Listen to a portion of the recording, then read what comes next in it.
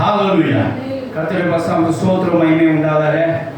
இந்த பரிசுத்தத்துக்கு கர்த்தர் நன்றி செலுத்துகிறேன். விசேஷமாய் இந்த புதிய மாதத்துக்கு கர்த்தர் ஸ்தோத்திரம் செலுத்துகிறேன். இந்த புதிய மாதத்திலும் இந்த முதல் பரிசுத்தத்துக்கு கர்த்தர் ஸ்தோத்திரம் செலுத்துகிறேன். குறிப்பாக இந்த வருடத்தின் கடைசி மாதம் டிசம்பர் மாதத்திலே கர்த்தர் பிரவேசம் செய்து தேவனை ஆராதிக்க முடியாது தேவ சன்னியாசனம் குறிச்சிருக்கிறதுக்காக கர்த்தர் ஸ்தோத்திரம் செலுத்துகிறேன். ஹalleluya. கர்த்தாவே மட்டுமாய் நாட்டுக்கு அனுபவம் பார்த்து இந்த வருடத்தின் கடைசி மாதம் அழைத்து வந்திருக்கிறார். அதுக்காக கர்த்தர் ஸ்தோத்திரம். கர்த்தர் வாழ்க்கையில் ஏராளமாக நன்மை செய்திருக்கிறார். அதுக்காக தேவன் நன்றி செலுத்த நாம் கடமைப்பட்டிருக்கிறோம். அதுபோல் நாட்டில் தேவ சன்னியாசம் தேவன் தோடு கர்த்தர் நன்றி செலுத்த கர்த்தர் நமக்கு நாட்டில் இறக்கும் திருமையும் பாருங்க கர்த்தர் ஸ்தோத்திரம். உங்களோட சேர்ந்த கர்த்தர் அடியானுக்கும் இந்த பாக்கியத்தை சாக்கி கொடுத்தவங்க கர்த்தர் நன்றி செலுத்துறேன். கர்த்தர் ஸ்தோத்திரம். ஆமென். ஹalleluya. இந்த மாதம் தேவனுக்கு நன்றி ஏற்கிற ஒரு மாதமாக இருக்கு. 2025 கர்த்தர் ஆசீர்வாதமாக மட்டும் நடத்தி வந்து 2025 கடைசி மாதத்துக்கு கர்த்தர் நடத்தி வந்திருக்கிறார். கர்த்தர் அளித்த கிருபைக்கும் கர்த்தர் அளித்த நன்மைகளுக்கும் கர்த்தர் அளித்த சகாயத்துக்கும் கர்த்தர் அளித்த ஒத்தாசைக்கும் கர்த்தர் செய்த அனுக்கிரகத்துக்கும் இரக்கத்துக்கும் தயவுக்கும் நாம் தேவனுக்கு நன்றி செலுத்துகிற மாதமாக இந்த மாதம் நமக்கு அமைய வேண்டும். அதனாலே நமக்கு கொடுக்கப்பட்ட 4 பரிசுத்த ஆராதனையும் நாம் தேவனுக்கு நன்றி எடுக்கிற காரியத்தை தியானித்து இந்த மாதம் முழுவதும் தேவனுக்கு நன்றி ஏறெடுத்து கர்த்தரை மகிமைப்படுத்துவோமாக. ஹalleluya. அதனால் இது ஒரு கிராட்டிடியூட் மந்த் என்று சொல்லலாம். நன்றி எடுக்கிற மாதம். அப்படி இந்த மாதத்தில் நம்ம தேவனுக்கு நன்றி ஏறெடுக்கலாம் நம்ம ஆசரிப்போமாக. கர்த்தர் தொடர்ந்து நம்மளை ஆசிரியப்பாராக.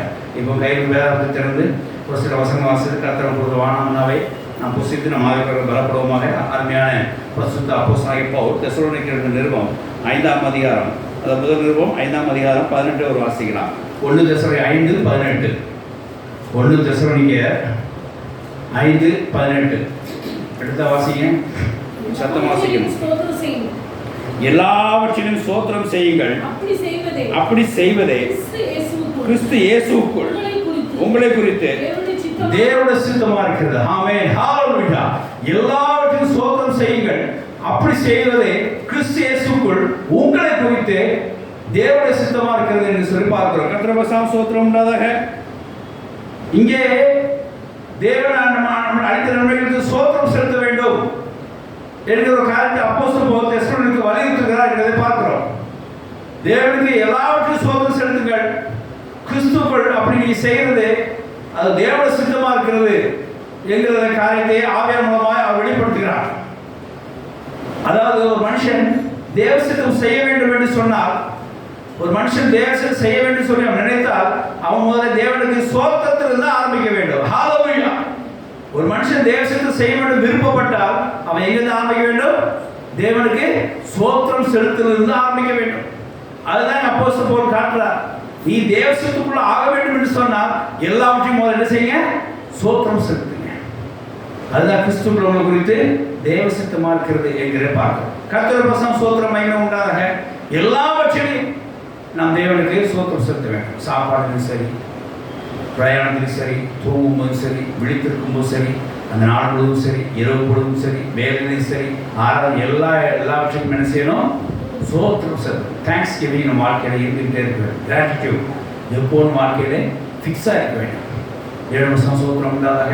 அப்படி செய்வது தேவனை குறித்து கிறிஸ்து இயேசு குறித்து உங்களை குறித்து ஒரு தேவ சித்தமாக இருக்குன்னு சொல்லி நான் பார்க்குறோம். தேவனுடைய பரிசுத்த ஸ்தோத்திரம் உண்டாதாக. இப்படி ஸ்தோத்திரப்படி செலுத்துகிறோம், தேவனை மகிமைப்படுத்துகிறான்னு சொல்லி சங்கீதம் 50 கடைசி வசனத்தை வாசிக்கிறோம். இப்படி நான் ஸ்தோத்திரம் செலுத்துறது எல்லாருடைய ஸ்தோத்திரம் தேவனை என்ன அர்த்தம்? தேவ சித்தம் செய்கிற மாத்திரமல்ல, தேவனை மகிமைப்படுத்துகிற ஒரு அடையாளம் என்று சொல்லி பார்க்கிறோம். அவன் ரட்சிப்பிலே பூர்ணமாவான்னு சொல்லி பார்க்கிறோம். வாசிக்கலாம். கர்த்தர் ரட்சிப்படி அவன் காண்பிப்பார். வாசிக்கலாம். ஸ்தோத்திர பலியிடுகிறவன் என்னை மகிமைப்படுத்துகிறான். தன் வழியை செவ்வைப்படுத்துகிறவனுக்கு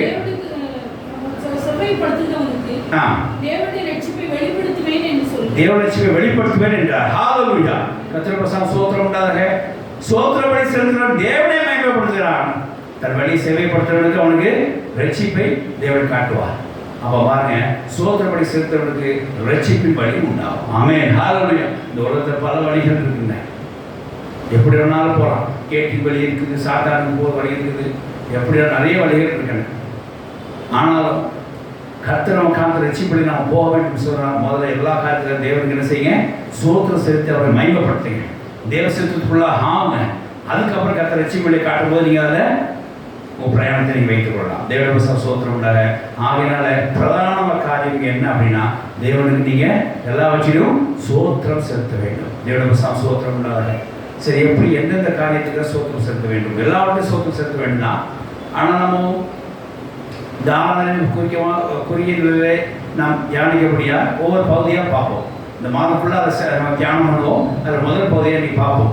கடந்த வாரம் நம்ம பார்த்தோம் எப்படின்னா, பரலோகத்திலிருந்து ஆசீர்வாதம் வரணும்னா முன்னாடி நீங்கள் என்ன செஞ்சுருக்கணும்?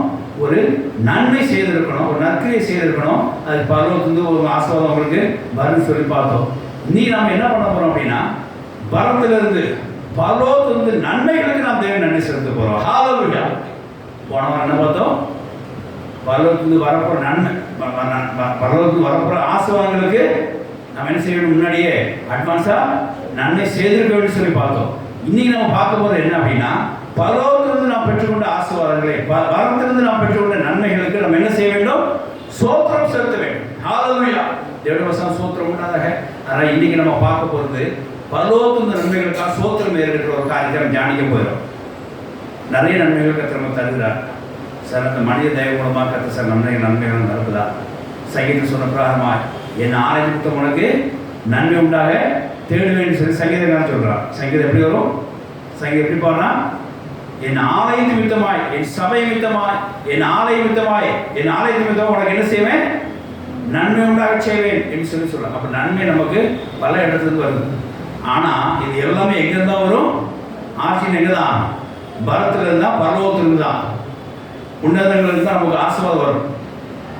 அதனால நம்ம முதலாக பிரதானமாக பரத்திலிருந்து வருகிற வந்த ஆசீர்வாதங்களுக்கு, பரலோகத்திலிருந்து வந்த ஆசீர்வாதங்களுக்கு, உன்னதங்களிலிருந்து வந்த ஆசீர்வாதங்களுக்கு நாம் தேவனுக்கு நன்றி செலுத்துவோம்.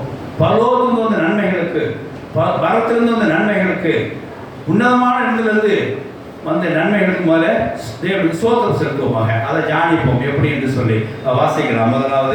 முதல்ல பரத்திலிருந்து வந்த நன்மைகள், பரத்திலிருந்து ஆசீர்வாதங்கள்னா நீங்கள் ரெண்டு விதமாக பிரிக்கலாம். ஒன்று ஆவிக்குரிய ஆசீர்வாதங்கள், நம்ம ரட்சிப்பின் வழியிலே நம்ம சரியான ஆத்துமா செல்வதற்காக, ரட்சிப்புக்காக தேவன் நமக்கு அளித்த கர்த்தராகிய இயேசு மூலமாக நம்ம பெற்றுக்கொண்ட, பரத்திலிருந்து பெற்றுக்கொண்ட, பரலோகத்திலிருந்து பெற்றுக்கொண்ட, உன்னதத்திலிருந்து பெற்றுக்கொண்ட ஆவிக்குரிய ஆசீர்வாதங்களுக்காக நம்ம தேவன் ஸ்தோத்திரம் செலுத்த வேண்டும். பிற்பாடு பரலோகத்திலிருந்து நம்ம பூமியின் வாழ்க்கைக்காக, நம்முடைய லைஃப் ஸ்டைலுக்காக தேவன் நம்ம கொடுத்த ஆசீர்வாதங்கள், பரலோகத்திலிருந்து ஆசீர்வாதங்களுக்கு, நன்மைகளுக்கு நம்ம என்ன செய்வோம்? நன்றி செலுத்துவோம். இப்படி ரெண்டு பகுதியாக பார்க்கலாம். முதல்ல பரலோகத்திலிருந்து கர்த்தராகிய இயேசு மூலமாய் நாம் பெற்ற உன்னதமான ஆசீர்வாதங்களுக்கு, ஆவிக்குரிய ஆசீர்வாதங்களுக்கு நாம் தேவனுக்கு போதே நன்றி செலுத்த பண்ணுவோம். அதை நம்ம தியானிப்போம் எப்படி நன்றி செலுத்த வேண்டும் சொல்லி.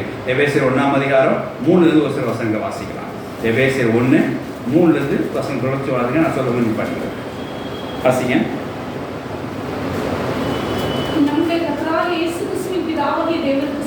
பாருங்க, நம்முடைய கர்த்தராகிய இயேசுவின் பிதாவை தேவனுக்கு ஸ்தோத்திரம் என்று தான் ஆரம்பிக்கிறார்.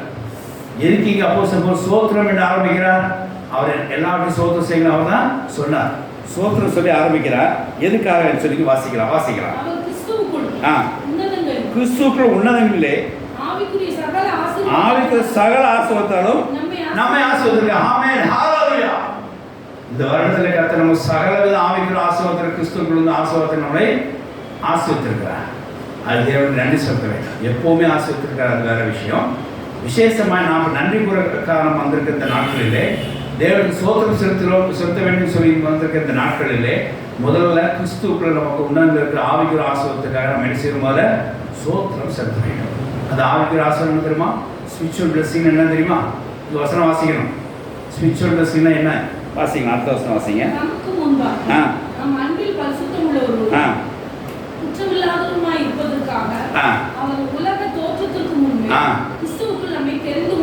ஆமென், ஹல்லேலூயா. ஃபர்ஸ்ட் இந்த 7 விதமான ஆசீர்வாதங்கள், ஆவிக்குரிய ஆசீர்வாதத்திற்கு 7 விதமா இருக்கு. தொடர்ச்சி வாசிங்கன்னா நமக்கு தெரியும்.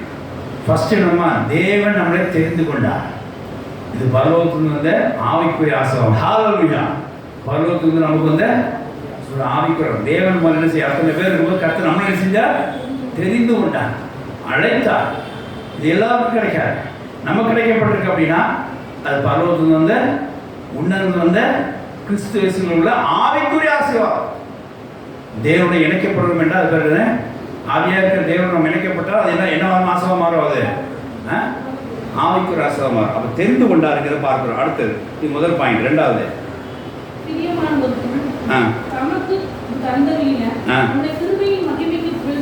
ஆமென். கிருபையின் மகிமை, கிருபை நமக்கு அளித்திருக்கிறார். இரண்டாவது என்னது? கிருபை. அவனை தெரிந்து கொண்டிருக்கிறார். இரண்டாவது அவர் கிருபை அளித்திருக்கிறார். மூணாவது வாசிங்க.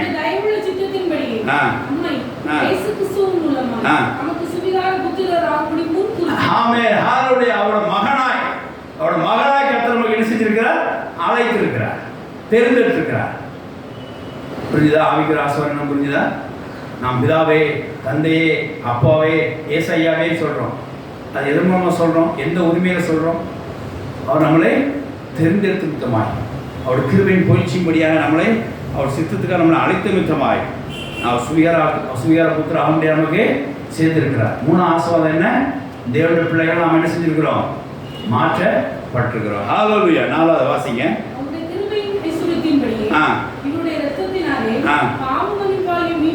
பாவமன்னிப்பு மீட்பு இவருக்குள் நமக்கு உண்டாயிருக்கு. ஹalleluya. பாவமன்னிப்பு.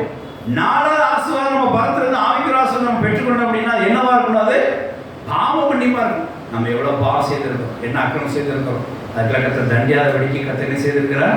ஒரு மன்னிப்பா என்ன செய்திருக்கிறார்? எப்படி? அது கர்த்தராகிய இயேசு ரத்தத்தினாலே உண்டான ஒரு பாவ மன்னிப்பாம். கிருபையின் ஐஸ்வர்ய நிமித்தமாய் இயேசு ரத்தத்தினால உண்டா. இயேசு நமக்கு ரத்தம் சிந்தினார். காலை விளையாடுகிற ரத்தமானது அல்ல, இயேசு நமக்கு ரத்தம் சிந்த நிமித்தமாய் இன்று நாம் பாவ மன்னிப்போட வாழ்ந்து கொண்டிருக்கிறோம். ஹalleluya. கர்த்தர் செய்த பாவத்தை தண்டியாமல் பாவ மன்னிப்பினாலே கர்த்தர் நம்மை இன்னும் நம்மளை உயிரோடு வைத்திருக்கிறார். தேவ கிருபையால் நாம் நிலைத்திருக்கிறோம். இது கர்த்தர் நமக்கு அளிக்கிற நாலாவது உணர்ந்து வந்த ஒரு ஆசீர்வாதம். அது ஆவிக்குரிய ஆசீர்வாதம். நாலாவது ஆசீர்வாதம் என்ன? பாவ மன்னிப்பு. ஐந்தாவது வாசிங்க.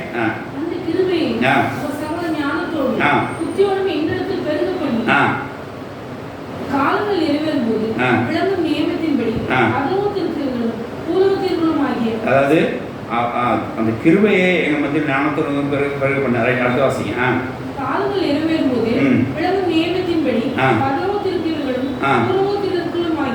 பரலோகத்திற்கும் பூலோகத்திற்கும் சகலமும் கிறிஸ்துக்குள்ளே கட்டப்பட வேண்டும் என்று கூட்டப்பட வேண்டும் என்று தமக்குள் தீர்மானித்தார். பூலோகத்திலும் பரலோகத்திலும் என்ன செய்யணும்? ஒன்னா சேரணும். சபைக்குள்ளே இது சபையினால் உண்டான ஒரு காரியமாகும். கர்த்தர் சபைக்குள்ள அழைத்திருக்கிறார். ஹalleluya. அஞ்சாவது ஆவிக்குரிய ஆசீர்வாதம் என்ன? எதுக்காக சபையில் அழைத்திருக்கிறோம்? பூமியில் உள்ளதும் பரலோகத்தில் உள்ளதும் என்ன செய்யணும்? ஒன்றாய் இணைக்கப்பட வேண்டும். சபை ஆசீர்வாதத்தை கர்த்தர் கொடுத்திருக்கிறார். இது ஆவிக்குரிய ஆசீர்வாதம். எல்லாருக்கும் சபை கிடைக்கிறது. 3 வாரம் ஒரு சபையில் போகிறாங்க, 3 வருஷம் சபையில் போகிறாங்க. சபையை செய்கிறாங்க, மாற்றிக்கொண்டே இருக்கிறாங்க. நம்ம சபையின் ஆசீர்வாதத்தை கர்த்தர் கொடுத்திருக்கிறார். ஆவிக்குரிய ஆசீர்வாதமா இது உன்னங்களை கிறிஸ்துக்குள்ளாக எழுதப்பட்ட ஒரு ஆசீர்வாதம், ஆசீர்வாதத்திற்கு ஒரு ஆசீர்வாதம். கர்த்தர் அதை நமக்கு தருகிறார். இதுக்கெல்லாம் தேவனுக்கு நன்றி செலுத்துக்கு நாம் கடமைப்பட்டிருக்கிறோம். பாருங்க, அவர் நம்மளை தெரிந்து கொண்டார். ஹalleluya. ரெண்டாவது அவர் கிருபையினால் நம்மளை நினைச்சார். ஐஸ்வர்யத்தை நம்மளை கிருபையை நம்மளை நம்ம நிரப்பியிருக்கிறார். கிருபை நம்மகிட்ட பெருகை செய்திருக்கார். அந்த வசனமும், அதாவது 5ஆம் வசனம் 8ஆம் வசனம் ஒன்றுது. அந்த கிருபை நம்ம மத்தியில் செஞ்சிருக்கிறார். கிருபை நம்ம தந்து கிருபை செஞ்சிருக்கிறார், பெருகை செய்திருக்கிறார். மூணாவது அவர் நம்மளை மகனாக ஏற்றுக்கொண்டிருக்கிறார். நாலாவது அவருக்கு இயேசு ரத்தத்தினால் நமக்கு பாவ மன்னிப்பை கொடுத்திருக்கிறார். ஐந்தாவது சபையை நம்மளை இணைத்திருக்கிறார். அது தீர்மானத்துக்கு நம்மளை அழைத்து வந்திருக்கிறார். ஆறாவது பாருங்க, தேவ சித்தத்துக்காக நம்ம அழைத்திருக்கிறார். வாசிக்கலாம்.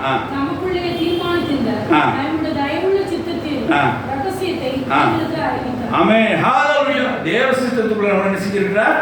அந்த ரகசியத்தில் நம்மளை அழைத்து கொண்டு வந்திருக்கிறார். தேவ சித்தத்துக்குள்ள நம்மளை அழைத்து வந்திருக்கிறார். இதெல்லாம் ஆவிக்குரிய ஆசீர்வாதம். எல்லாரும் தேவ சித்தத்தை செய்ய முடியலையே நாட்களிலே. கர்த்தரால் அழைக்கப்பட்டவர்கள், தெரிந்து கொள்ளப்பட்டவர்கள், பாவமன்னிப்பு பெற்றவர்கள், கிருபையில் நிலை இருக்கிறவர்கள், இயேசுவினால் பாவமன்னிப்பு பெற்றவர்கள், கிருபையில் கிருபையினால் பெருகப்பட்டவர்கள், சபையினால் அழைக்கப்பட்டவர்கள் தேசத்துக்குள்ளாக என்ன செய்வார்? நிச்சயமாக வருவார்கள். ஹalleluya.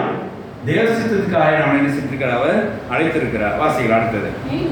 கிறிஸ்துவின் மேல் உன்னை நம்பிக்கையாக அவருடைய மகிமைக்கு புகழ்ச்சியாய் இருக்கும்படி நமது சித்தத்தின் ஆலோசனைக்கு தக்கதாக தம்முடைய தேவ சித்தத்துக்கு ஆலோசனை தக்கதாக எல்லாத்தையும் நடப்பிக்கிற அவர் தீர்மானத்தின்படியே நாங்கள் முன்குறிக்கப்பட்டு அவருடைய சொந்தராகும்படி தெரிந்து கொள்ளப்பட்டோம். இது அந்த மகனுடைய அந்த உரிமையை சொல்கிறார். சுதந்திரத்துக்கு வந்திருக்கிறோம்.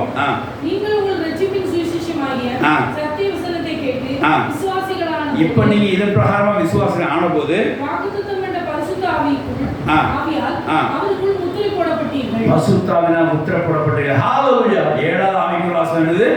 பரிசுத்த ஆவியால் நாம முத்திரை போடப்பட்டிருக்கிறோம், நிரப்பப்பட்டிருக்கிறோம். ஹalleluya. பரிசுத்த ஆவியை நாம பெற்றுக்கொண்டலாம். இதெல்லாம் பரத்திலிருந்து உணர்ந்த ஆவிக்குரிய ஆஸ்வம். முதல்ல எப்போவுமே அடிப்படையாக நம்ம ஜபத்தில் இது நான் சொல்கிறேன், இந்த மாதத்தை மட்டும் இந்த வார்த்தையை சொல்லி ஜெபிக்கணும் அவசியம் இல்லை. எப்போவுமே நீங்கள் என்ன செய்யுங்க, எப்போவுமே இந்த ஆவிக்குரிய ஆசிரியத்தை என்ன செய்யுங்க, சோத்திரம் செலுத்துங்க. அடுத்த வசனம் வாசிங்க. அதே தான் 7வது தான் திருப்பி வாசிக்கலாம். அவருக்கு சொந்தமானவர்கள் அவருடைய மகிமைக்கு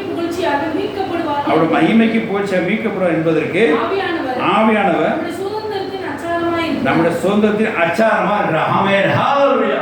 நாங்க மீட்கப்படுவோங்கிறத ஒரு சுதந்திர அச்சாரமா யார் இருக்கிறார்? பரிசுத்த ஆவியானவர் இருக்கிறார். அப்ப 7 காரியம் பண்ணுங்க. உன்னதங்களிலே கிறிஸ்துக்குள்ளாக நம்ம ஆசீர்வதித்திருக்காரு அப்படின்னா ஆவிக்குரிய இந்த 7 ஆசீர்வாதங்களை கர்த்தர் நமக்கு தந்திருக்கிறார். அதுக்கு தேவனை சோதித்தது என்ன அப்படின்னா நம்மளை அவர் தெரிந்து கொண்டார். கிருபையின் புகழ்ச்சியாக நம்மளை நிரப்பியிருக்கிறார். கிருபையினால் பெருக செய்திருக்கிறார்.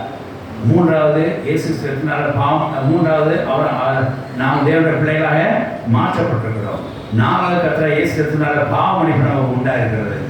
5வது சபைக்குள்ள நாம் அழைக்கப்பட்டிருக்கிறோம். பூர்வத்து பரலோகத்துக்கு இணைக்கப்படத்தக்கதாய் சபைக்குள்ளே நாம் அழைக்கப்பட்டிருக்கிறோம். 6வது அவர் மகிமைக்கு புகழ்ச்சியாக தேவ சித்தத்துக்காக நாம அழைக்கப்பட்டிருக்கிறோம். 7வது அவர் மகிமைக்கு புகழ்ச்சிக்காக நாம் மீட்கப்படுவோம் என்று பரிசுத்த ஆவியினாலே முத்திரை போடப்பட்டிருக்கிறோம். இந்த 7 ஆசீர்வாதங்கள் எங்கிருந்து வந்ததுங்க? எங்கிருந்து வந்தது? வரத்திலிருந்து இருக்கு. ஆவிக்குரிய ஆசீர்வாதம். ஆமென், ஹalleluya. ஆவிக்குரிய ஆசீர்வாதம் என்ன? நாம் ஆவிக்குரிய வாழ்க்கை நடக்கிறதுக்கும் ரட்சிப்பின் வாழ்க்கையிலே திறம்பட நடக்கிறதுக்கும் ரட்சிப்பின் வாழ்க்கையில வெற்றிக்கு பயன்படுத்திருக்கும் இந்த ஆவிக்குரிய வரங்கள் கொடுக்கப்படுகிறது. இந்த ஆவிக்குரிய ஆசீர்வாதங்கள் கொடுக்கப்படுகிறது கிறிஸ்துக்குள்ளாக. தேவனுடைய முதல்ல இந்த ஆவிக்குரிய வாழ்க்கைக்காக, ரட்சிப்பின் வாழ்க்கைக்காக, இந்த ஆவிக்குரிய வாழ்க்கையை நம்ம என்ன செய்ய முதல்ல நன்றி செலுத்தணும். கர்த்தருக்கு ஸ்தோத்திரம் உண்டாதாக.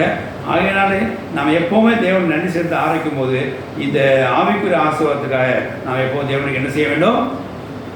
நன்றி செலுத்துவது. மீட்கப்படுங்கிற வாசிங்க. அது என்னன்னா ரட்சிப்புக்குரிய ஆசீர்வாதம் வாசிக்கலாம். அவர் சொந்தமானவர் அனைவரும் மகிமைக்கு ரட்சிக்கப்படுவார்னு அர்த்தம். ரட்சிக்கப்பட என்பதற்கு பசுத்த ஆவியான தாமே அச்சாரமா இருக்கிறார். கர்த்தருக்கு ஸ்தோத்திரம் உண்டாதாக. ஆகையினாலே இந்த ரட்சிப்பின் ஆசீர்வாதம் நடக்கிறதுக்காக ஆவியான பரலோகத்திலிருந்து நமக்கு ஆவிக்குரிய ஆசீர்வாதங்களை கர்த்தர் நமக்கு நிரப்பியிருக்கிறார், நிறைத்திலும் இருக்கிறார். நிரப்ப போகிறான்னு சொல்லல, அவர் நம்மை ஆசீர்வதிக்க போகிறான்னு சொல்லல. அவன் என்ன பண்ணிருக்கிறார்? சகல ஆசீர்வாதம் நம்மை ஆசீர்வதித்திருக்கிறார் என்று சொல்லி பேசுகிற ஒன்று முன்னே பார்க்கிறோம்.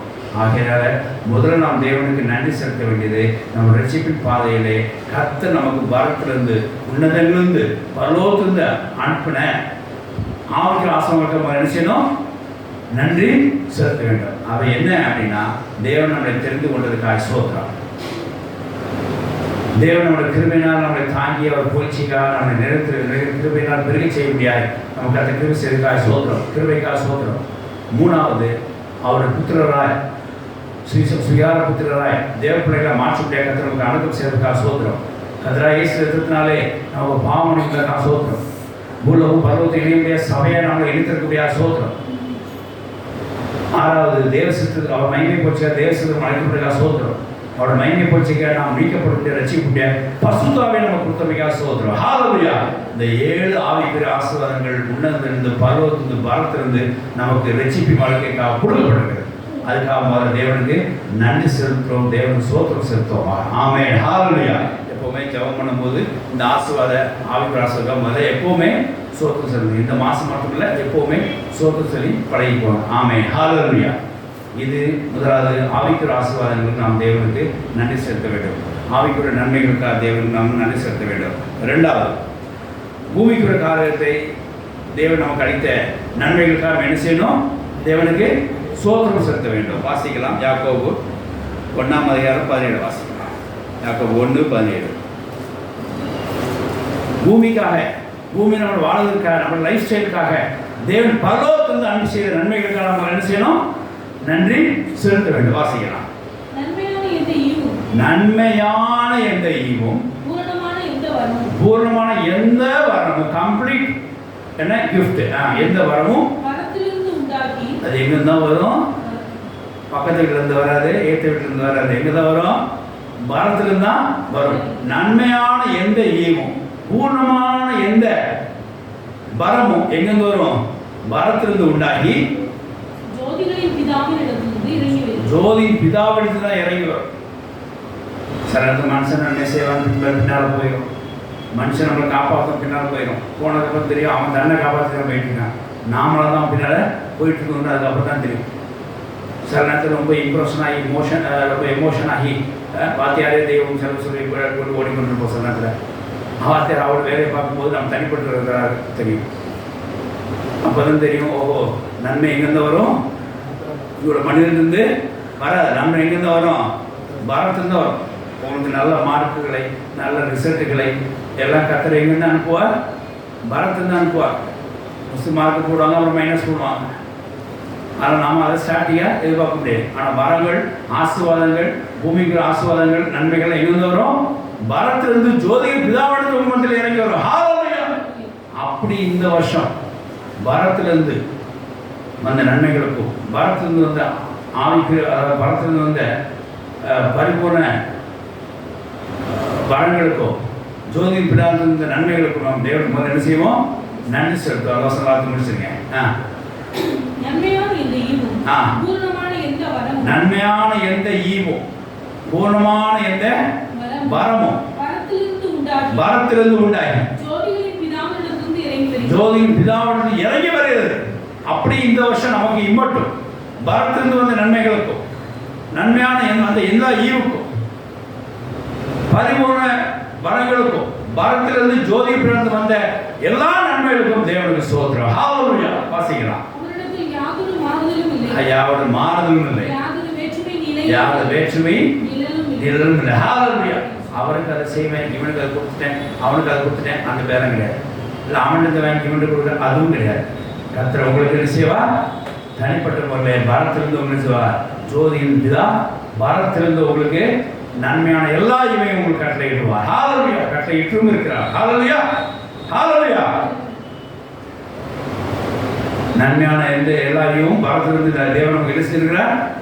கட்டளை இட்டிருக்கிற அந்த வருஷத்தில் நிறைய யோசித்து பார்த்து தேவன் சோத்திரம் செலுத்து. ஆண்டவரே, பாரத்திலிருந்து அளித்த எல்லா நன்மையான ஈவுக்கும் சோத்திரம். இந்த வருஷம் இது வரைக்கும் நம்ம ஸ்கூலில் லீவ் போடல, வேலையில் லீவு போடலை அப்படின்னா என்ன அர்த்தம்? அது தேவன் நமக்கு அளித்த நன்மையான ஈவு. அது எங்கிருந்து வந்துச்சு? பாரத்திலிருந்து. ஹல்லேலூயா. எந்த ஒரு நன்மை நம்ம வாழ்க்கையில் நடக்குது அப்படின்னா அது எங்கிருந்தா வரும்? பரலோகத்துக்கு வந்தால் ஒழிய வேற எங்கேயும் அது வராது. பாரத்திலிருந்து வந்தால் ஒழியாது எங்கேயும் வராது. முன்னேருந்து வந்தால் ஒழிய நமக்கு வேற எங்கேயும் வராது. ஆகையினால நமக்கு நன்மையான எந்த ஈவு, பரிமமான எந்த வரும், ஜோதியின் பிதாவிலிருந்து பாரத்திலிருந்து நமக்கு வந்திருக்கு. விசேஷமாக இந்த வருஷம் நிறைய வந்திருக்கு. அது தேவனுக்கு ஸ்தோத்திரம் செலுத்துவோம். ஹல்லேலூயா. கர்த்தருக்கு நன்மை உண்டாகட்டும். கர்த்தருக்கு நன்மை, கர்த்தர் நன்மை செய்வதற்காக அவருக்கு ஸ்தோத்திரம் உண்டாகட்டும். ஹல்லேலூயா. கர்த்தருக்கு ஸ்தோத்திரம் உண்டாதாக. இது முதலாவது பாரத்திலிருந்த எல்லா நன்மைகளுக்காகவும் தேவனுக்கு ஸ்தோத்திரம். விசேஷமாக இந்த வருஷம் ஈவுனா உங்களுக்கு புரியல? பாரத்தில் நன்மையான எந்த ஈவும், ஈவுனா என்னது? ஒரு அணுக்கரம். உங்களுக்கு மட்டும் கர்த்தர் அணுக்கம் செய்கிறார். அது எங்கேருந்து வந்திருக்குது? அவன் எல்லாருக்கும் உங்களுக்கு மட்டும் கர்த்தருக்கு செய்கிறார். தெரிஞ்செடுத்து கொடுக்குறாருன்னா அது பாரத்தில் வந்த ஈவு. அப்போ இந்த வருஷத்தில் என்னென்ன பாரத்தில் வந்து ஈவுன்னு யோசித்து பாருங்க. நன்மையான ஈவு என்னென்ன வந்திருக்கு பாருங்க. மார்க்குகள் எப்படி வந்துருக்குறாங்க, எப்படி வந்துச்சு, எவ்வளோ பாதுகாப்பு இருந்துச்சு, எவ்வளோ தேவைகள் சந்திக்கப்பட்டிருக்குது, எவ்வளோ பிரச்சனைகள் நம்ம சால்வ் பண்ணியிருக்கோம், எத்தனை கடன்களை அடைத்திருக்கிறோம். இந்த நன்மைகள்லாம் எங்கேருந்து வந்தது? பாரத்திலிருந்து நமக்கு பூல வாழ்க்கைக்காக ஜோதியின் பிதாவிடத்தில் நமக்கு வந்திருக்கு. அதுக்காக தேவன் ஸ்தோத்திரம். ஹல்லேலூயா. விசேஷமா இந்த வருடத்திலே கர்த்தர் நமக்கு அளித்த கர்த்தர் பரத்திலிருந்து அளித்த எல்லா நன்மையான இவருக்கும் எல்லா பரப்பன வரனுக்காகவும் கர்த்தர் சோத்திரம். ஆமென். ஹalleluya. முதல்ல பரத்தின் நன்மைகளுக்கு சோத்திரம் செலுத்துவோமா. ரெண்டாவது காரியம், பரத்திலிருந்து நம்முடைய ஜெபத்துக்கு தேவன் பதில் அளிச்சமைக்கா சோத்திரம். பரத்திலிருந்து தேவன் நமக்கு அடுத்த நன்மைகள் என்ன நன்மைகள்? பூலோகத்தில் 62 நன்மைகள் என்ன? முதல்ல நன்மையான எந்தையும் பரிபூர்ண வரத்தையும் பார்த்தோம். இப்போ என்ன பார்க்குறோம்? பரத்திலிருந்து வந்த தேவன் நமக்கு அளித்த ஜெபத்துக்கு அளித்த பதிலுக்கா சோத்திரம் சொல்ல வேண்டும். வாசிக்கலாம். மத்தேயு 18:19. மத்தேயு 18:19.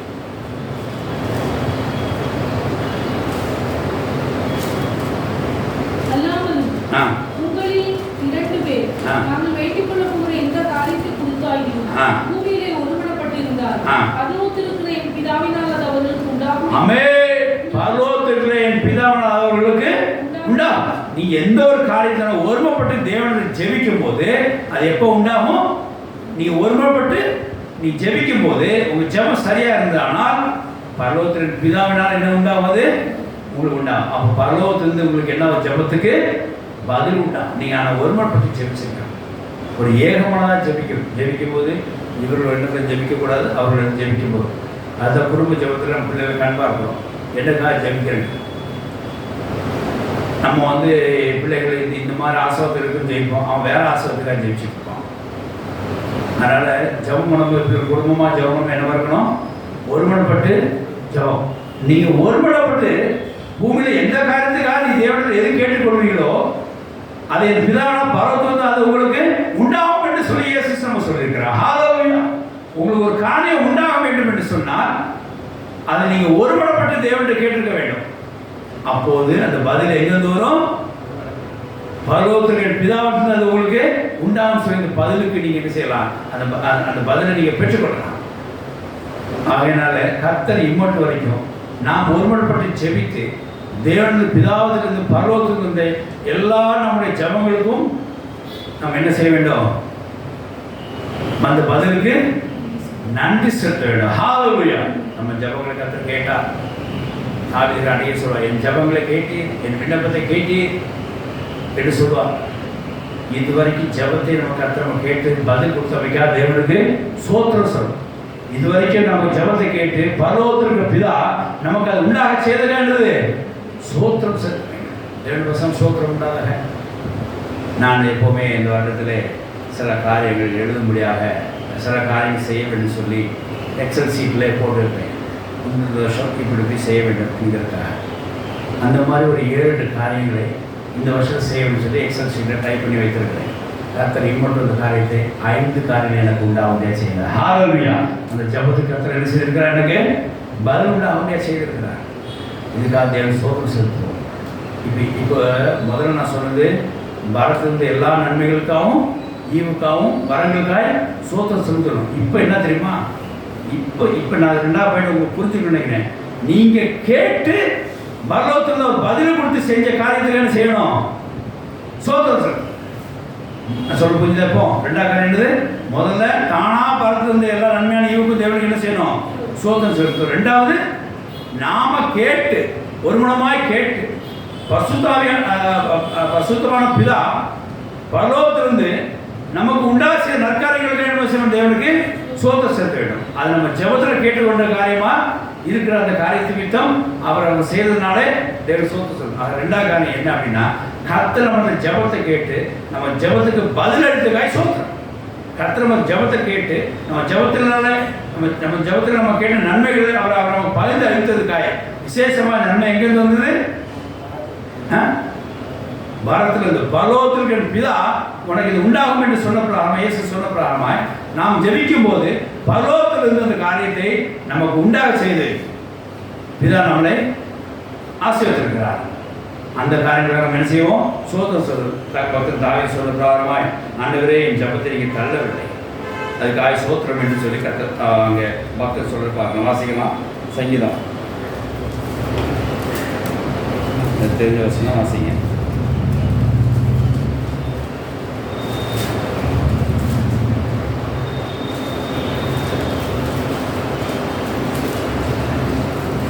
என் ஜபத்துக்கு எல்லாம் வந்திருக்காக சோத்திரம். என் ஜபத்துக்கு நீங்கள் பதில் கொடுத்து சங்கீதம் 66:20 வாசிக்கலாம். வாசிங்க. மெய்யாவே தேவன் எனக்கு செவி கொடுத்தார். என் ஜபத்தின் சத்தத்தை கேட்டார். ஹல்லேலூயா. மெய்யாவே தேவன் எனக்கு செவி கொடுத்தார். நான் கேட்டபோது மார்க் கொடுத்தார். நான் கேட்டவன் பணத்தை சந்தித்தார். நான் கேட்டபோதெல்லாம் எனக்கு அவர் உதவி செய்தார். மெய்யாவே தேவன் ஜபத்தை கேட்டார். மெய்யாவே என் தேவன் செவி கொடுத்தார். என் ஜபத்தின் சத்தத்தை கேட்டார். என் ஜபத்தை தள்ளாமலும் நம்முடைய கிருபை என்னை விடாமல் இருந்த தேவனுக்கு ஸ்தோத்திரம் உண்டாதாக என்று பக்தர் சொன்னார். ஆமென். ஹல்லேலூயா. என் ஜபத்தை தள்ளாமல் இருந்து நான் ஜெபிக்கும் போதெல்லாம் பரலோகத்தின் பிதா கேட்டு அதற்கு அவர் செவி கொடுக்கலாம், கண்கள் பார்க்கிறவளா இருந்து எனக்கு அது உண்டாகப்படியா செய்தார். பரலோகத்தின் பிதா நான் ஜெபிக்கிற பிரகாரமாய் எனக்கு பதிலை கொடுத்து எனக்கு அது உண்டாகப்படியா செய்தார். அவருக்கு ஸ்தோத்திரம். ஹல்லேலூயா. என் தேவனின் ஜபத்தை தள்ளவில்லை. மெய்யாவே அவர் எனக்கு செவி கொடுத்தார். மெய்யாவே என் ஜபத்தை அவர் கேட்டார். அவர் என் ஜபத்தை தள்ளாமலும் தம்முடைய கிருபையை என்னோடு விலகாமல் இந்த தேவனுக்கு ஸ்தோத்திரம்.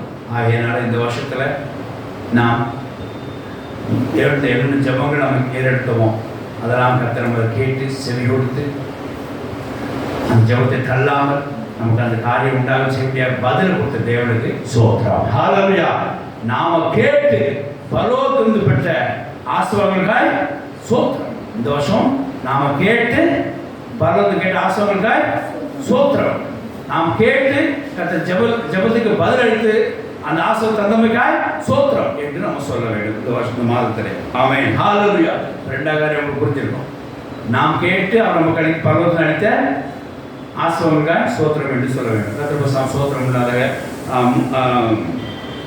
3 காரியம் பார்த்துட்டோமா. முதல்ல ஆவிக்குரிய ஆசீர்வாதம், ரெண்டாவது தேவன் நமக்கு அளித்த பரலோக நன்மைகள், மூணாவது நாம் கேட்டு பரலோகத்திலிருந்து ஜபத்துமா கேட்டு பரலோக நன்மைகள், நாலாவது பாருங்க நமக்கு தேவன் அளித்த ஒத்தாசைகளுக்காக ஜபம் பண்ண வேண்டும், ஸ்தோத்திரம் செலுத்த வேண்டும்.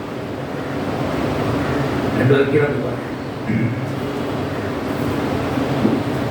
நாம் தேவனிடத்திலே கேட்ட ஒத்தாசையை கர்த்தர் நமக்கு கொடுத்தமைக்காக நாம் தேவனுக்கு ஸ்தோத்திரம் செலுத்த வேண்டும். வாசிக்கலாம். சங்கீதம் 121:1-2. நாம் அடிக்கடி மனிதர்கள் நெருக்கும் போது வேறு ஏதாவது ஒரு கஷ்டம் வரும்போது ஆத்துமால ஒரு துயரம் துக்கம் வரும்போது நாம் தேவனோட ஒத்தாசை கேட்குறோம். ஆண்டவரே இந்த காரியத்தை பலப்பட முடியாது செய்வீங்க, இதெல்லாம் பலவீனமாக இருக்கிறேன், எனக்கு ஒத்தாசை தாங்க என்று சொல்லி ஜெபிக்கிறோம். உடனே கர்த்தர் ஒத்தாசை அனுப்பி நமக்கு பருவத்திலிருந்து ஒத்தாசை அனுப்பிச்சு நமக்கு செய்கிறார். வாசிக்கலாம். என் கண்களை ஏறெடுப்ப நம்ம கண் எங்கே போகுது? கண்கள் சைடில் லெஃப்டில் போல நேராகவும் போல எங்கே போகுது? ஏறெடுப்பனா மேலே பார்க்க போகுது. மேலே யார் இருக்கா? வானத்தை போய் படுத்த உணவான தேவன் இருக்கிறா. அவரை நோக்கி தான் நாம் கண்களை ஏறெடுக்கணும். அப்படி நாம் கண்களை ஏறெடுத்து நாம் பெற்ற எல்லா ஒத்தாசைகளுக்காக என்ன செய்யணும்? தேவனுக்கு ஸ்தோத்திரம் எடுக்கிறோம். ஹல்லேலூயா. தேவன் நமக்கு அளித்த ஒத்தாசைகளை ஜெபிக்க வேண்டும். அதாவது குறிப்பாக ஸ்தோத்திரம் செலுத்த வேண்டும். வாசிக்கணும். அது ஃபுல்லாக வாசிங்க, வேகமாக வாசிங்க. அது என்னென்ன ஒத்தாசை வந்திருக்கு பாருங்க. வாசிக்கலாம். பாருங்க, எனக்கு ஒத்தாசை ஒரு பரவலான கண்களை ஏறெடுப்பேன். அது எங்க? பரலோகம், பரம், உன்னதமான இடம், உன்னதமான வானம். அந்த வானத்தை போய் படைத்த உண்டாக்கின கர்த்தரிலிருந்து எனக்கு என்ன செய்யும்? பரத்திலிருந்து எனக்கு ஒத்தாசை வருவியா? ஹல்லேலூயா. ஒத்தாசை எங்கேருந்து வரும்? இந்த காரியம் இடத்திலே எப்படி செய்ய போகிறேன்? தனியாக இருந்தால் எப்படி செய்ய போகிறேன்? தனியாக இருந்தது சமையல் எப்படி செய்ய போகிறேன்? தனியாக இருந்தது பிரயாணத்தை எப்படி மேற்கொள்ள போகிறேன்? பயப்படாதீங்க, பயப்படாதீங்க. தனியாக இருந்தது வேலை எப்படி செய்ய போகிறேன்? பயப்படாதீங்க. உங்களுக்கு ஒத்தாசை வர பரத்தை நோக்கி பாருங்க. உங்களுக்கு ஒத்தாசை வர பர்வத்தை நோக்கி பாருங்க. பரத்திலிருந்து உங்களுக்கு என்ன வரும்? ஒத்தாசை வரும். வானத்து பூமி உலகராகிய வானத்து படைத்த தேவனுக்கு எனக்கு என்ன செய்யும்? ஒத்தாசை வர வேண்டும் சரி பக்தர் சொல்கிறார். ஹல்லேலூயா. வாசிக்கலாம். அது என்னென்ன ஒத்தாசை பாருங்களேன். உன் காலை பயப்படாது, உங்கள் காலை வீக்காக மாட்டேன், பலப்படுத்துவா மான்கள் காலம் மாதிரி. ஹல்லேலூயா. அடுத்தது உன்னை எப்பவுமே காத்து கொண்டுருப்பா, தூங்க போகிறேன், உன்னை காத்து கொண்டிருப்பா, உனக்கு எல்லா செக்யூரிட்டியும் கிடைக்கும். அடுத்தது அவர் இஸ்ரவேலை காக்கிற உறங்கவும் இல்லை தூங்கவும் இல்லை, ஆனால் ஃபுல் செக்யூரிட்டி உனக்கு கிடைக்கும். உன் காலை வீக் ஆகணும் மாட்டார், பலப்படுத்துவார். அடுத்தது கர்த்தர் உன்னை காக்கிறார். அவரோட ஷேடோ வலது பக்கத்தில் நிழலா இருக்கிறார், பயப்படாத, அவன் கூட இருக்கிறான்னு சொல்லி அர்த்தம். அடுத்தது உன்னை எதுவுமே சேதப்படுத்தாது. ஹல்லேலூயா. எல்லா இடத்துல கர்த்தர் ஒத்தாசை உனக்கு உண்டு. உன் கால்கள் பலப்படும்படியாக, உன்னை காக்கும்படியாக. நல்லா கேட்டுங்க, இந்த வசனத்துல சாரம் சொல்றேன். உன் கால்கள் தள்ளாட வீக்காகாம பலப்படும்படியாக, உன்னை காக்கும்படியாக, என்ன எந்த உதவி உன்னை சேதப்படுத்தாம இருக்கிறது கர்த்தர் உன்னை என்ன செய்வார்? என்ன செய்வார்? என்ன செய்வார்? அது தள்ளாடம் இருக்கிறதுக்கும் காக்கிறதுக்கும் சேதப்படுத்தாம என்ன செய்வார் அவர்? இந்த 4ஆம் பாயிண்ட் எதை பற்றி டீல் பண்ணிட்டு இருக்கோம்? பாரத்தில் வந்த ஒத்தாசைக்காக. ஹல்லேலூயா. அப்போ உன்னை காக்கும்படியாக, நீ சேதப்படுத்தப்படாமலைக்கு பாதுகாக்கும்படியாக, குறிப்பா உன் கால்கள்லாம் தள்ளாட விட்டாமல் பலப்படுத்தும்படியாக பரத்திலிருந்து தேவன் என்ன செய்வார்? ஒத்தாசை அனுப்புவார். ஹல்லேலூயா. அப்படி அனுப்பி இருக்கிறார். ஹல்லேலூயா. நம்ம இந்த வருஷத்துல 2-3 தடவை இந்த மாத்திரையே அதிகமாக போடுறதில்லை, படிக்கிறதுக்கும் அவ்வளோவா போகிறதில்லை. ஆனாலும் பாருங்க,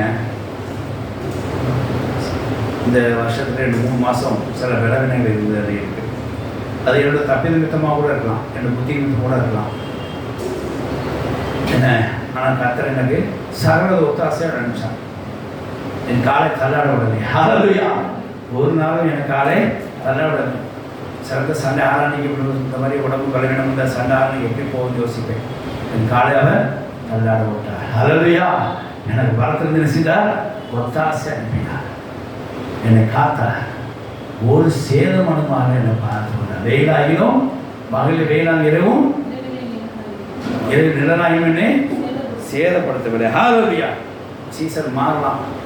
வெயிலால் சிலருக்கு ஏதாவது தொந்தரவு இருக்கலாம், குளிர்ச்சினால ஏதாவது தொந்தரவு வந்துருக்கலாம், சளி வந்து எல்லாமே வந்துருக்கலாம். ஆனால் கர்த்தர் என்னை எதையுமே சேதப்படுத்தாமல் பார்த்து கொண்டார். பாரத்திலிருந்து எனக்கு என்ன வந்துச்சு? என்ன வந்துச்சு? ஒத்தாசை, சப்போர்ட் வந்துச்சு. ஹல்லேலூயா. I have received the support from my Lord heaven. Hallelujah.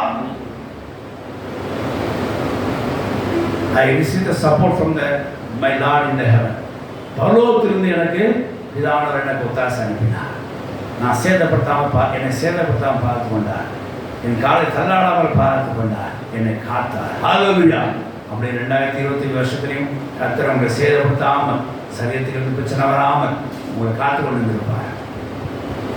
விசேஷமாய் உங்களை காக்கிறவராக இருந்திருக்கலாம். விசேஷமாய் கர்த்தர் உங்களை தள்ளாடாமல் வச்சிருந்துருக்கலாம் காலை. அதுக்கு தேவன் என்ன செலுத்துங்க? முதல்ல அந்த ஒத்தாசைக்கு என்ன செய்யுங்க? அதை நன்றி செலுத்துங்க. அடுத்த வாசிங்க. கர்த்தர் உன்னை எல்லா தீங்குக்கும்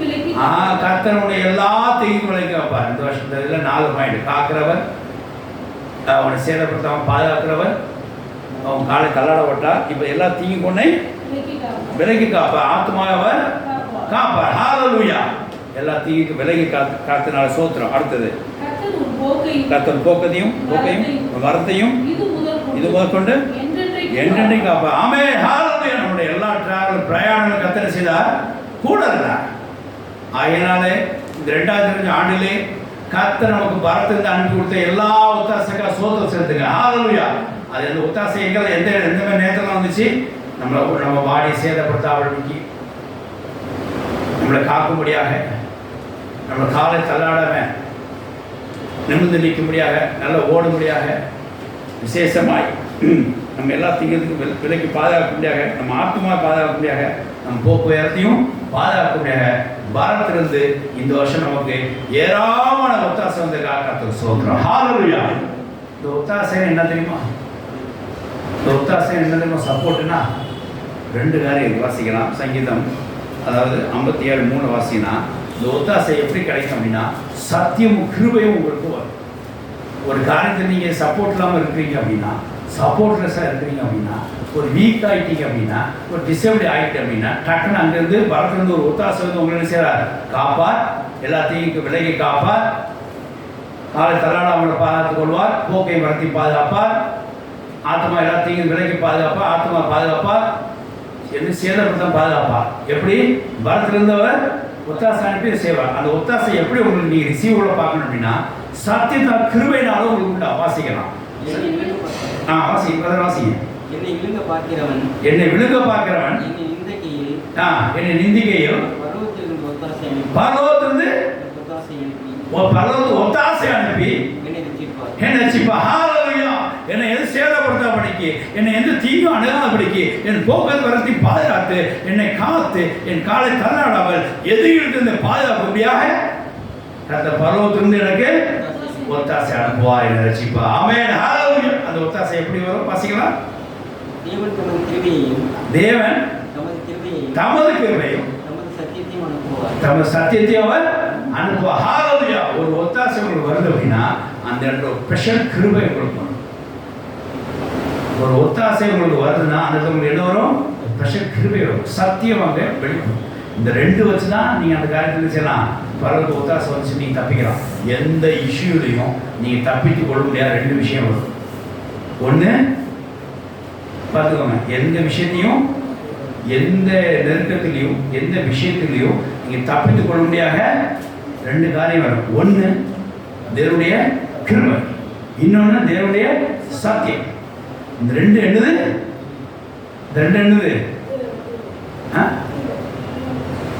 இந்த ரெண்டும் தேவனுடைய பரலோகத்துல ஒத்தாசையா. நல்லா கேட்டது. திரும்பி நான் சொல்றேன், எந்த விஷயத்திலையும் நீங்க மீட்கப்பட முடியாத, ரட்சிக்கப்பட முடியாத, தப்பிக்க முடியாத ரெண்டு காரியத்தை கர்த்தர் உங்களுக்கு அனுப்புவார். ஒன்று கிருபை, இன்னொன்று சத்தியம். இதுக்கு பேர் என்ன? பரலோகத்துல வந்த ஒத்தாசை. ஹல்லேலூயா. எந்த பிரச்சனை வந்தாலும் தேவனுக்கு பணம் தருவார், எந்த பிரச்சனை வந்தாலும் தேவனுக்கு ஆள் அனுப்புவார் அப்படிங்க சொல்லல. எந்த நெருக்கம் வந்தாலும், எந்த பிரச்சனை வந்தாலும், என்ன விஷயம் வந்தாலும் சத்தியம் கிருபை உங்களுக்கு செய்யாது சந்திக்கும். சத்தியம் கிருபை உங்களுக்கு வரும். அதுதான் உண்மையான பரலோகத்திலிருந்து வர ஒத்தாசையாகும். ஆமென். ஹல்லேலூயா. அதனால தேவன் இந்த வருஷத்துல நாம் மீட்கப்பட முடியாத, நாம் ரட்சிக்கப்பட முடியாத, சத்துக்களிலிருந்து விலக்கி நம்மளை பாதுகாக்க முடியாத பரலோகத்தில் அனுப்புகிற ஒத்தாசைகளை சோத்திரம். விசேஷமான ஒத்தாசை தேவனுடைய கிருபையினாலும் சத்தியத்தினாலும் நமக்கு வந்தபடியா சோத்திரம். இப்படியா கிருபையினாலே சத்தியத்தினாலே கர்த்தர் நமக்கு அனுப்பி கொடுத்து நம்ம ஒரு விஷயத்துல நம்மளை பலப்பட முடியாது. நம்ம தேவன் நம்மளை காக்கிறவரா செய்து, தீங்கிலிருந்து விலக்கிறா பாதுகாத்து, சத்துக்களிலிருந்து விலக்கிறா பாதுகாத்து, எது சேதப்படுறாம பாதுகாத்து, ஆத்மா பாதுகாத்து, போக்குவரத்து வரத்தையும் பாதுகாத்து கர்த்தர் நம்மளை ரட்சித்து மட்டுமாய் நம்ம பரலோகத்திலிருந்து ஒத்தாசை அனுப்பி இந்த காரியத்தை நமக்கு செய்திருக்கிறார். ஹல்லேலூயா. இதுக்காக சத்தியம் கிருபை நமக்கு கொடுக்கப்படும். அப்போ ஒத்தாசை எப்படி வரும்? நமக்கு ஒத்தாசை எப்படி வரும்? எந்த பொருளும் வந்தடையும் நமக்கு சத்தியம். எந்த ஒரு நெருக்கத்தையும் வசந்தாங்க முதல்ல என்ன வரும்? கிருபை வரும். கிருபைனா ஒரு வாய்ப்புன்னு அர்த்தம். மீண்டும் அது நம்ம காரியத்தை எழுதுகிற ஒரு வாய்ப்பு, ஒரு கிருபை ஒன்று வரும். பின்பு அது எப்படி நடக்குங்கிற சத்தியம் நிச்சயம் வெளிப்படும். ஆகையினாலே நம்ம பரலோகத்துக்கு ஒத்தாசையானது சத்தியம் கிருபையுமா இருக்கிறது. அந்த சத்தியம் கிருபையும் இம்மட்டும் 2002 வருஷத்துல நமக்கு தேவன் கொடுத்து நம்மளை காத்தார். நம்ம காலை தள்ளாடலாம் பார்த்தார், நம்ம சேதவனாக பார்த்தார், எல்லாத்தையும் விலைக்கு பார்த்தார், சத்துருக்களுக்கு விலைக்கு நம்ம பாதுகாத்தார், போக்கை மரத்தையும் பாதுகாத்தார், மாத்துமா பாதுகாத்தார். அதுக்காக தேவனுக்கு சோத்திரம். ஆகிய 2002 ஆண்டிலே கர்த்தர் நம்ம பரலோகத்திலிருந்து ஒத்தாசை அனுப்பி நம்மளை பாதுகாத்திரம் ஆசிரியத்துக்காய் கர்த்தர் அனுப்பிட்ட எல்லா ஒத்தாசைகளுக்காகவும் சத்தியம் கிருபைகளுக்காகவும் கர்த்தருக்கு சோத்திரம். ஹல்லேலூயா என்று சொல்லுவோமாக. இது 4வது காரியத்தை நம்ம பார்க்கணும். 4வது தானே? ஃபஸ்ட்டு ஆவிக்குரிய ஆசீர்வாதம், 2வது நன்மையான எல்லா ஈவும் வரத்தில் நம்ம கொடுத்துருக்கிறார். 3வது நாம் கேட்டு நாம் பெற்றுக்கொண்ட ஜெபத்துக்கு பதில் காரியம். 4வது அவர் அனுப்பித்த ஒத்தாசை. கர்த்தருக்கு சோத்திரம் உண்டாதாக.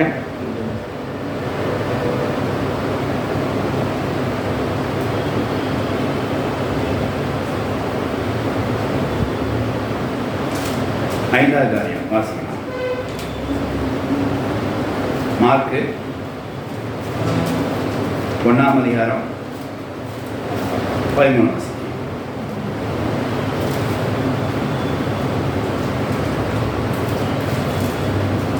அதாவது இன்னும் குறிப்பாக வாசிங்கன்னா யோவான் 1:37 கூட வாசிங்க. கர்த்தர் இன்ன வரைக்கும் நம்ம பரலோகத்திலிருந்து தூதர்கள் அனுப்பி நம்ம சில இடத்துல பாதுகாத்துருக்கிறார். ஹல்லேலூயா. சத்தியம் கிருபை ஒத்தாசை நம்மளை சத்திய கிருபை வைத்து தேவன் நமக்கு கொடுத்த ஒத்தாசமாக நாம பாதுகாப்பட்டிருக்கிறோம். அதே சமயம் சில இடங்களில் தூதர்கள் நமக்கு அனுப்பி கொடுத்து பாதுகாத்திருக்கிறார். வாசிக்கலாம். மார்க் 1:13 வாசிக்கும் போது அவர் வனாந்திரத்திலே 40 நாள் இருந்து சாத்தானால் சோதிக்கப்பட்டு அந்த காட்டு மிருகங்களின் நடுவிலே சஞ்சரித்துக் கொண்டிருந்தார். தேவதூதர்கள் அவருக்கு ஊழியம் செய்தார்கள்.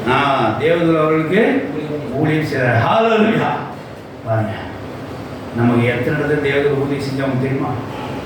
தேவதூதர் மாதிரி சில ஆட்கள் வந்து நமக்கு சில காரியங்கள் நன்மைகள் நடப்பிச்சிருக்காங்க. அது யார் செஞ்சா? தேவன் கொடுத்த தூதர்கள். ஆமாம், சில இடங்கள்லாம் பார்ப்பேன், இந்த காரியத்தை எப்படி செய்யணும் அப்படி யோசிப்பேன். திடீர்னு ஒரு மனுஷன் வாங்க பைக்கில் விட்டுறாங்க. தேவதூதர் வரவங்க அப்படியே வருவாங்க. இந்த காரியத்தை சர்ச்சையில் இந்த காரியத்தை எப்படி நடத்தணும் அப்படி யோசிப்பேன். திடீர்னு அதுக்கு ஒரு ஆள் வந்து கத்துற காரியத்தை நல்லபடியாக நிறைவேற்றி கொடுப்பா. ஹல்லேலூயா. சில தேவர்கள் வந்து நம்ம சர்ச்சைக்கு பாதுகாக்கிறத நான் பார்த்தேன். தூதர்கள் நமக்கு பணிவிடை செய்வாங்க. அது எங்கே உண்டாகுது? பரலோகத்திலிருந்து நமக்கு தூதர்கள் வராங்க. வாசிக்கலாம். யோவான் 1:51 வாசிங்க. யோவான் 1:51.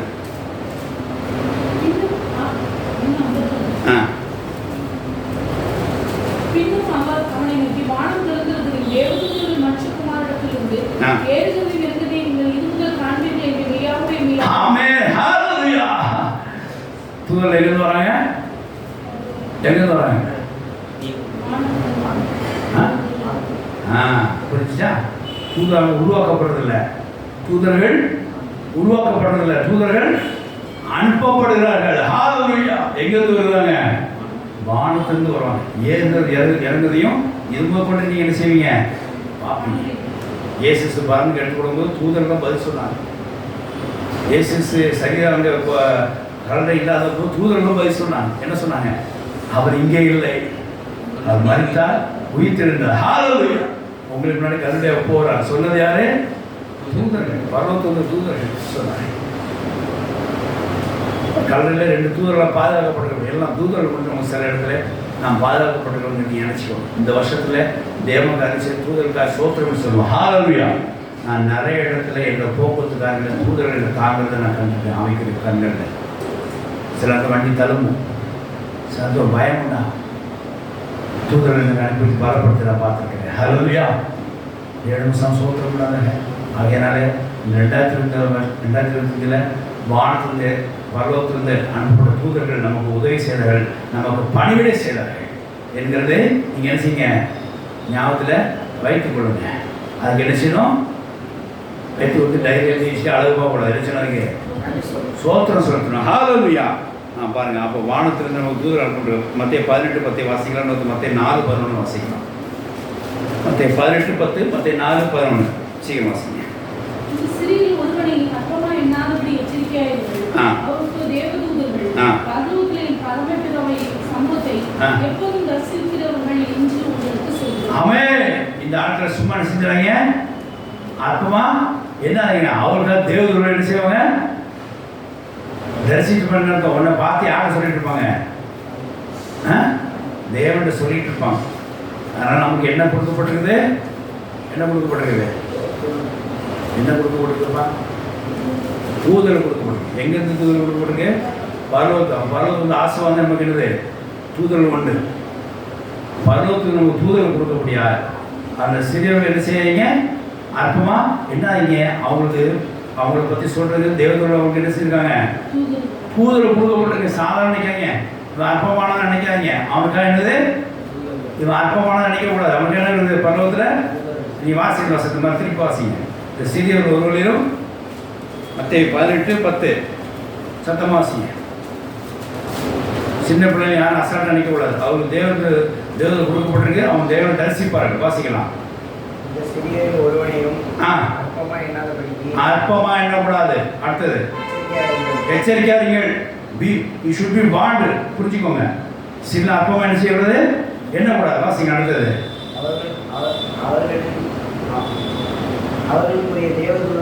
அவருக்கு தேவதூதர்கள் இருக்காங்க. அசால்ட்டா எண்ணாதீங்க நீங்க அவங்கள.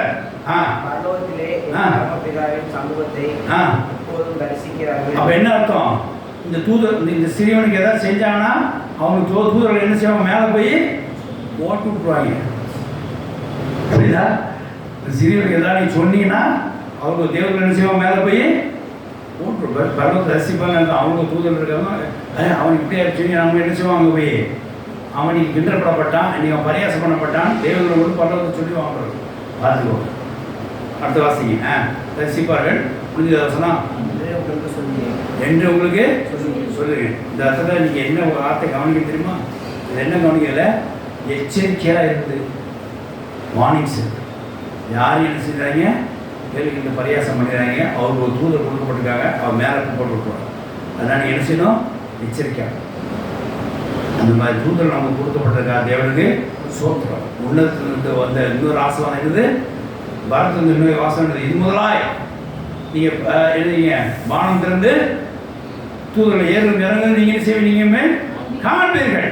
இயேசு மூலமாக நமக்கு ஆசீர்வாதம் கொடுக்கப்பட்டிருக்கு. தேவ பிள்ளைகள் அதை மனதில் வைத்துக் கொண்டு என்ன செய்யுங்க, தூதரம் கொடுக்கப்பட்ட சொல்லி நம்ம கவனமாக இருக்க வேண்டும். மத்திய 4:11 அதுக்கு சோத்திரம் செலுத்த வேண்டும். வாசிக்கலாம். மத்திய 4:11 வாசிங்க, வேகமாக வாசிங்க.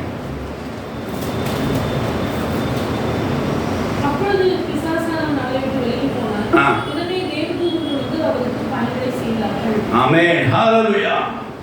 தேவர்கள் அவர்கள் என்ன செய்தார்கள், பணிவிடை செய்தார்கள். தேவன் பசம் சோத்திரம் உண்டாக. இதுவரைக்கும் நமக்கு பரலோகத்திலிருந்து தூதர் அனுப்பி நம்ம கொடுத்த எல்லா பணிவிடைக்காக தேவனுக்கு சோத்திரம். இம்மனும் தேவன் நமக்கு பணிவிடை செய்ய முடியாது. பரலோகத்திலிருந்து அனுப்பிய தூதருக்காய் சோத்திரம். விசேஷமாக 2025 நமக்கு பணிவிடை செய்ய முடியாது.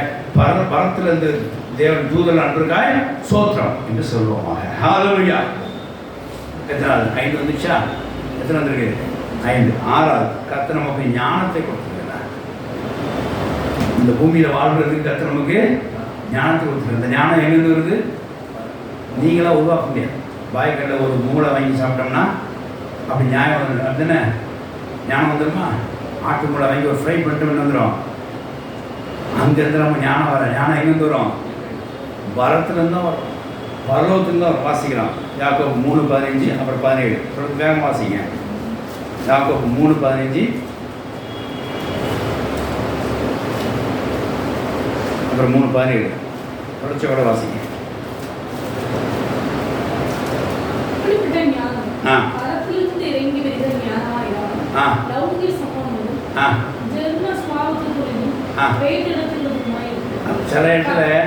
சில இடம் வந்து பரத்திலிருந்து வர ஞானத்தை நம்ம கையாண்டு கொண்டிருக்கிறோம்.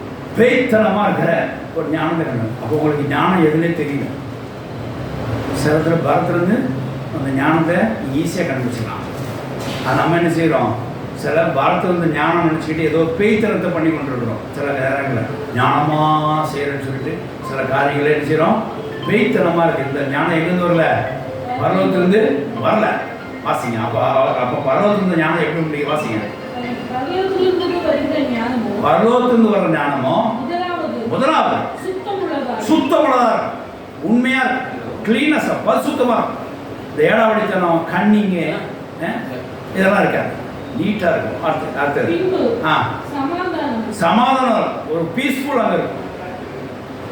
ஒரு ஞானமா நீ ஒரு காரியத்தை பேசினா அந்த காரியத்தை என்ன உண்டாகும்?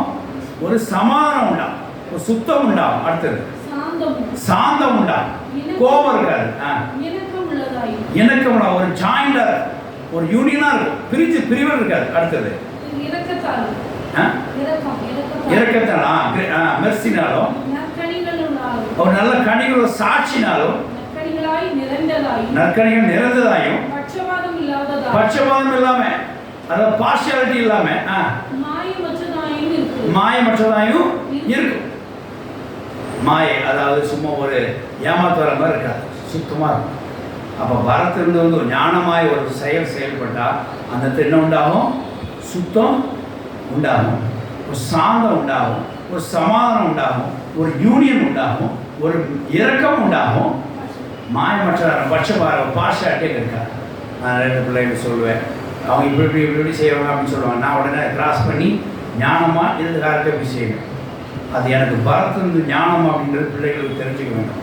அந்த காரியத்தை நான் செஞ்சால் அது என்ன உண்டாகும்? இடத்துல சமாதானம் உண்டாகும், ஒரு இறக்கம் அந்த இடத்துல உண்டாகும். இப்படி செஞ்சு பாருங்க, அந்த இறக்கம் உண்டாகும். அந்த வார்த்தை இடத்துல நம்ம சரியாக காரியம் நடப்பிக்கலாம்.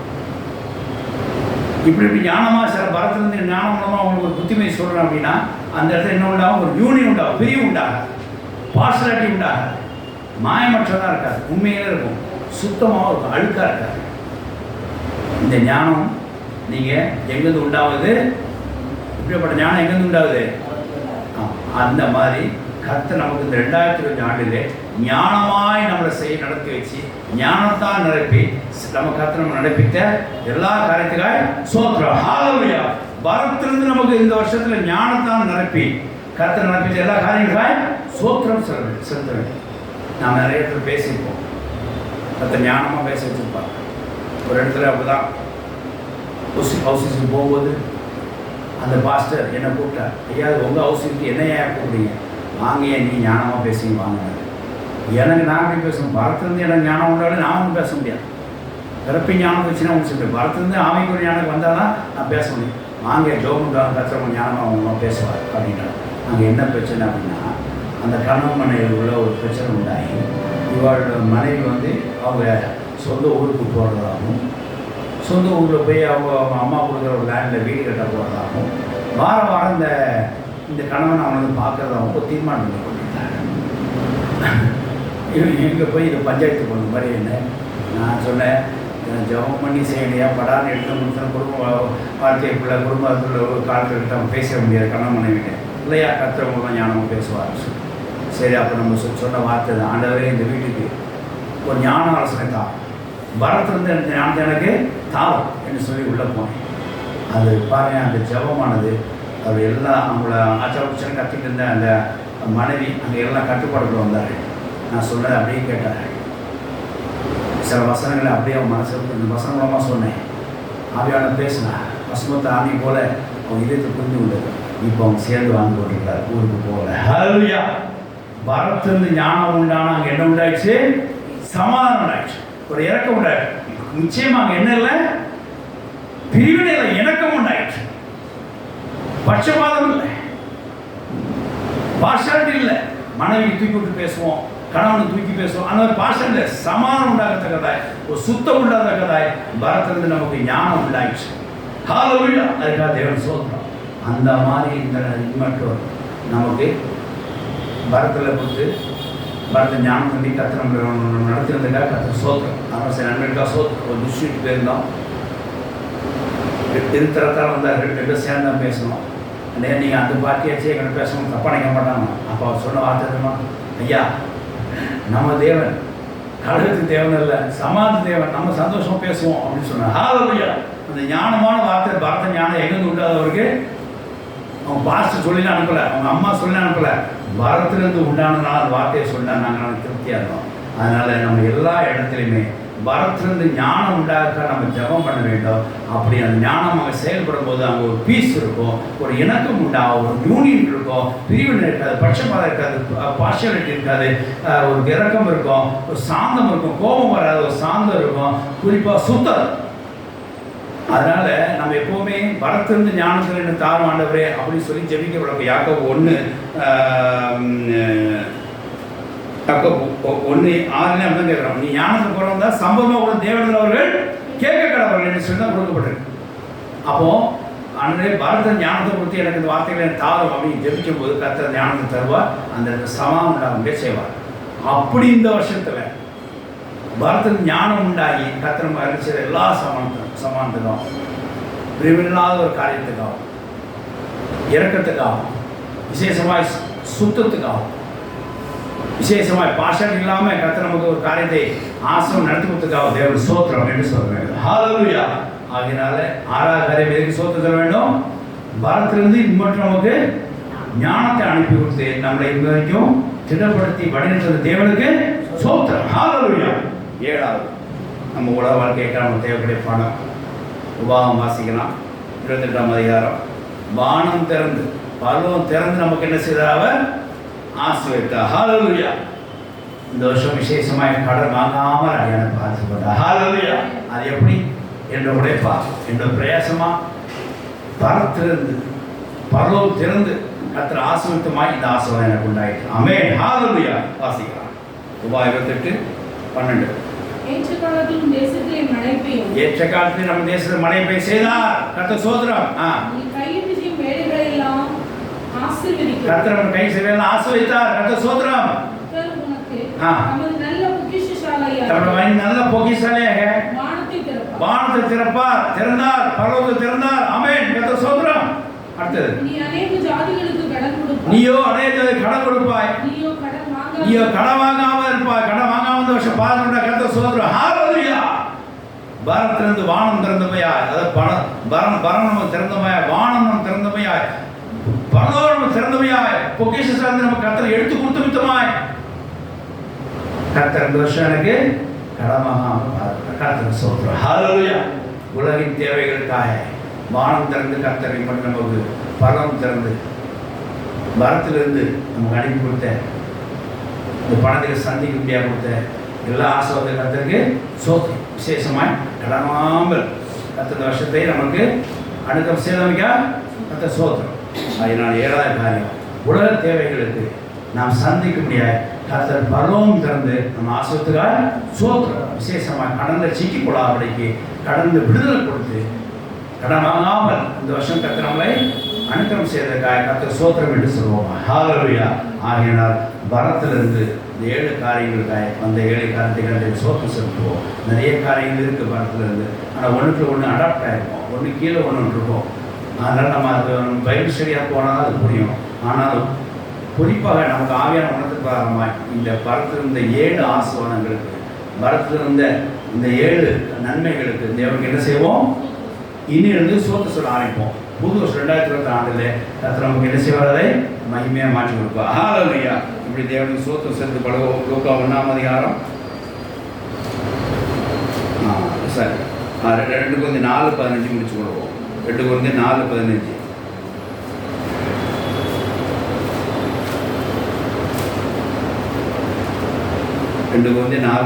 இப்படி சோத்திரம் இப்படி பரத்தில் வந்து கார்த்திகை சோத்திரம் செலுத்தினால என்ன உண்டாகும் அப்படின்னா கிருபை நம்மத்திலே பெருகும். ஹalleluya. இப்போ இந்த மாசத்துல இப்பவே நீ சோத்திரம் சொல்லி பழகிட்டீங்க அப்படின்னா புது வருஷம் நீ கிருபைனாலே புது கிருபையினால நிரப்பப்பட்டிருப்பீர்கள். ஆமென். ஹalleluya. எதுக்காக ஆண்டவர் நமக்கு சோத்திரம் சொல்றோம் அப்படின்னா கிருபை நம்மத்திலே என்ன செய்யணும்? தொடர்ந்து பெருக செய்யணும். வாசிக்கலாம். 2 Corinthians 4:15 வாசித்து முடிக்கலாம். தேவனுடைய மகிமை விளங்குவதற்கு ஏதுவாக கிருபையானது அநேகருடைய சோத்திரங்களாவது ஹalleluya. அநேக சோத்திரத்து மித்தமாக பெருகும்படிக்கு இவையெல்லாம் உங்கள் மித்தம் உண்டாயிற்று. ஆமென். ஹalleluya. தேவனுக்கு சோத்திரம் உண்டாதாக. அப்போ இப்படி சோத்திரத்துக்கு 7 விதமான காரியங்களுக்காக பரலோகத்தில் 7 வித காரியங்களுக்காக நாம் சோத்திரம் செலுத்துற விதமாக என்ன உண்டாகும்? நமக்கு இந்த மாதம் ஃபுல்லாக சோத்திரம் செலுத்துகிறோம். அடுத்த வருஷம் என்ன இருக்கும்? கிருபை பெருகி உண்டாகும், பெருக்கம் உண்டாகும், கிருபையின் பெருக்கம் உண்டாகும். ஆமென். ஹalleluya. ஆகையினால் கர்த்தர் நமக்கு மட்டும் பரத்திலிருந்து அளித்த எல்லா ஆசீர்வாதங்களுக்காகவும், ஆவிக்குரிய ஆசீர்வாதங்களுக்கும், பூமிக்குரிய ஆசீர்வாதங்களுக்கும், ஞானத்துக்காகவும், தேவைகள் சந்திக்கப்பட்டதுக்காகவும், தூதர்கள் அனுப்பி கொடுத்ததுக்காகவும், ஒத்தாசை அனுப்பி கொடுத்ததுக்காகவும், ஞானத்தை அனுப்பி கொடுத்ததுக்காகவும், விசேஷமாய் நம்ம பதிலை கேட்டு அவர் நம்ம ஜெபத்தை கேட்டு பதிலை கொடுத்ததுக்காகவும் நாம் தேவனுக்கு சோத்திரம் செலுத்துவோம். அப்படி தொடர்ந்து இந்த மாசத்துல கர்த்தர் இம்மட்டும் நமக்கு பரத்தில் அனுப்பி கொடுத்த எல்லா ஆசீர்வாதங்களுக்காக நன்மைகளுக்காக தொடர்ந்து சோத்திரம் செலுத்துவோம். புதிய வருடத்திலே தேவ கிருபையால் நாம் நிரப்பப்படுவோம். ஹalleluya. தொடர்ந்து கர்த்தர் இம்மட்டும் இந்த வருஷத்திலே நமக்கு பரத்தில் அனுப்பி கொடுத்த எல்லா ஆசீர்வாதங்களுக்காகவும் நாம் தேவனுக்கு சோத்திரம் செலுத்தி கர்த்தர் ஆசீர்வாதத்தை பெற்றுக்கொள்வோம். தேவ கிருபையில் வாழ்ந்து கொள்வோம். கர்த்தர் அவர் வார்த்தைகளை ஆசீர்வதிப்பார். ஆமென். ஹalleluya. ஹalleluya. நாம அப்படி தேவனை சோதரிப்போம்.